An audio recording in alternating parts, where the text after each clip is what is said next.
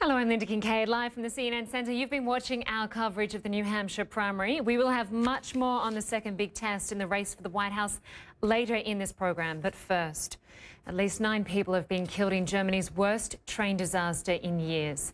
In the Bavarian town of Bad Aibling, south of Munich, 2 trains collided head-on during morning rush hour. The accident occurred near a curve on the track, which means it's likely the train drivers had no visual contact before the collision. Germany's transport minister says 2 out of 3 of the black boxes have been recovered from the site. Es ist ein erschreckendes Bild. It is a horrible picture that we have seen there. It is shocking that the 2 trains became wedged. One of the trains drilled into the other one, and the cab of the second train was totally torn apart. Let's get more now from our Atika Shubert, who's in Berlin. Atika, these trains hit head-on. They were travelling on the same track. What do you know so far about how it happened? Well, we don't know exactly what the cause was, but they will be looking through everything they can find in those 2 data recorders they found so far. They're still looking for the 3rd. Once they have that, they'll be able to put all the puzzle pieces together.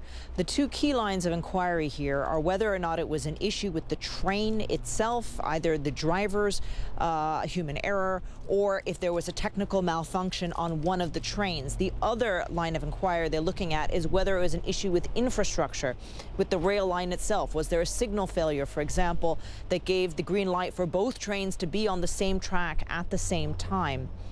This is what investigators will be looking at. What we know is that the trains were traveling at about 120 kilometers per hour at top speed when they collided head-on with each other, which is why it's such a devastating wreckage, as you can see in those pictures. Absolutely, Lynda. absolutely devastating. And the rescue efforts, of course, involved emergency workers from neighbouring Austria. Talk to us about the challenges they faced. Yeah, this is a very heavily wooded and mountainous area right on the German-Austrian border. The emergency crews, police were able to arrive within 3 minutes of getting the alarm, but the problem was they couldn't get ambulances close enough to the wreckage, and so they deployed more than a dozen helicopters to help airlift victims from the scene to hospitals on both sides of the border, with some very serious and critical injuries. In fact, dozens were very seriously injured. More than 100 were lightly injured. Both trains were completely derailed. So we're talking about some extremely serious injuries, broken bones and the such, and being trapped in the wreckage as well. We know that 9 people have died so far, but that death toll may rise not only because of those critical injuries, but because 2 still remain missing, Lynda. Okay, Atika Shubert in Berlin, thank you very much.